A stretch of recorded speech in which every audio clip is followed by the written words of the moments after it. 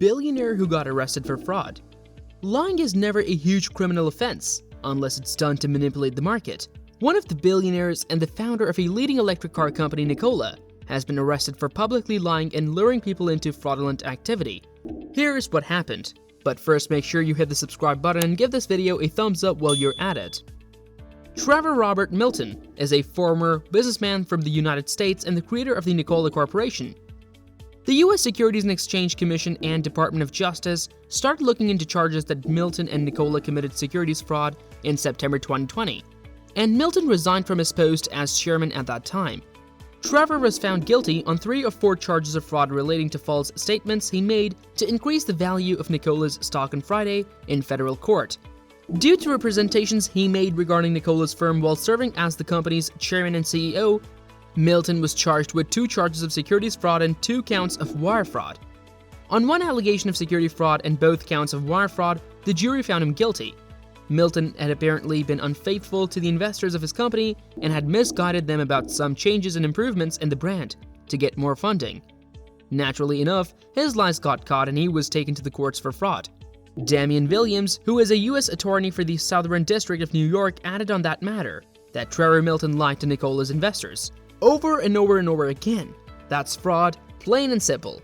He also said that this event should be taken as a learning or warning by other businessmen who believe they can get away with minor frauds, especially when the company is high-end and is well under the eyes of the press.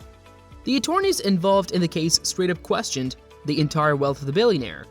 Williams' Manhattan office said that Milton had made false statements about nearly all aspects of the business he formed in 2014 while serving as its CEO. Prosecutors claimed that those lies were told to get investors to bid up the price of Nikola's stock. On the backs of those innocent investors taken in by his lies, he became a billionaire virtually overnight. Assistant U.S. Attorney Nicholas Roos said in his opening statement in September. Just days after becoming public through a partnership with a special purpose acquisition company, Nikola's stock price momentarily soared to above $90 per share in June 2020. Nikola, a non-profit organization, briefly outperformed Ford Motors, a firm that had been around for a century. Sure, some people have beginner's luck, but this steep rise in Nikola's success seemed a little too fishy. That high estimate didn't hold up.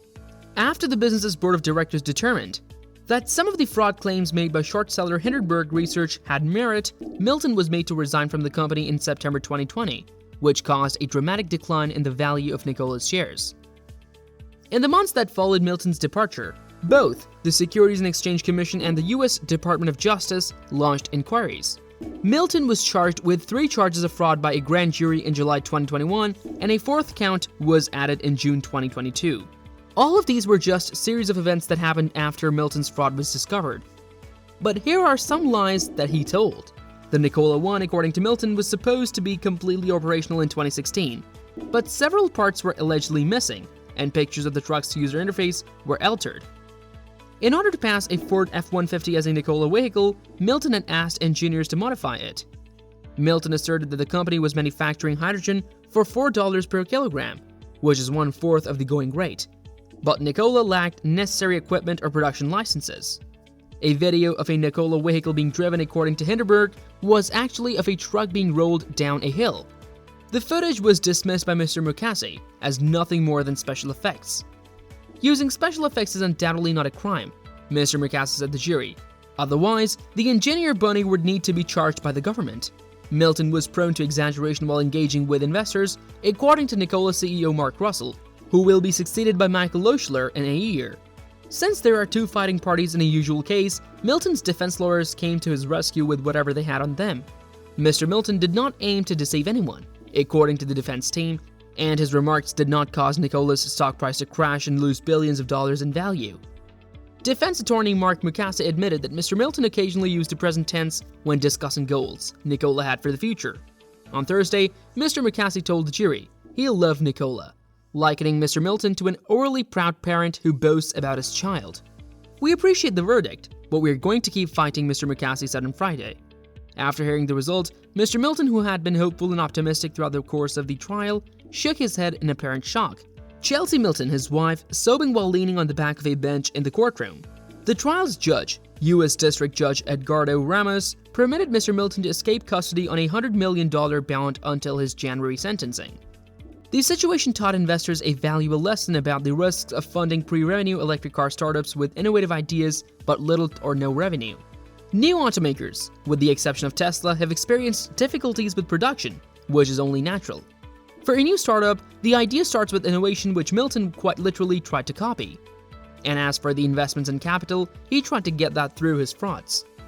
It is also important to note that since there was nothing new in his products that the rivals had not already created, it was evident that his company wasn't making enough sales. The Milton trial also served as a challenge for prosecutors' capacity to hold executives of publicly traded firms responsible for remarks they made in venues like social media and other open forums that could affect share prices. Mr. Milton was a frequent guest on podcasts and business news shows and was a fervent Twitter user. Mr. Milton, a college dropout without formal engineering background, established Nikola in the basement of his Salt Lake City residence in 2015. By merging with a Special Purpose Acquisition Corporation, or SPAC, called VectoIQ Acquisition Corporation, the business became listed on NASDAQ in 2020. Stephen Gursky, a former senior executive at General Motors, is in charge of running VectoIQ. Because of the agreement with the infamous Blank Check Corporation, Nikola was able to escape some of the legal oversight often associated with initial public offerings. Mr. Milton, who controlled 25% of Nikola shares and became wealthy after the company was listed on the public market, embarked on a spending binge and purchased luxuries, including a Gulfstream jet and a multi-million-dollar property in the Turks and Caicos Islands. According to testimony, Mr. Milton spent more than $80 million in roughly 6 months of the year 2020. As both businesses were named after Nikola Tesla, a pioneer in the development of altering current technology, Nikola aimed to be the Tesla of the trucking sector.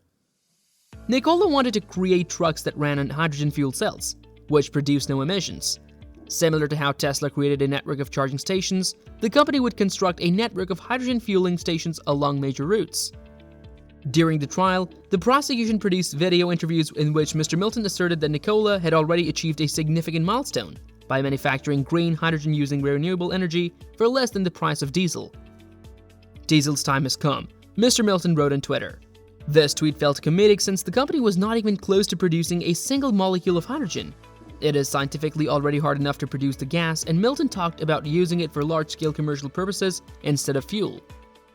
Additionally, Mr. Milton claimed to have legally binding contracts worth billions of dollars to purchase Nikola vehicles from transportation firms. Prosecutors claimed that the contracts were actually only reservations that could be changed at any time. In June 2020, Nikola's stock price increased to $65.9. It was valued at $2.97 as of the company's close on October 17th. And finally, after long trials and back and forth of the courtrooms, on January 27th, Milton will be sentenced. If found guilty on all 4 counts, he could have spent up to 25 years in prison. Milton worked mainly as not an engineer but a con artist. Let us know what you think about this short-lived story of this billionaire, and make sure you like, subscribe, and share.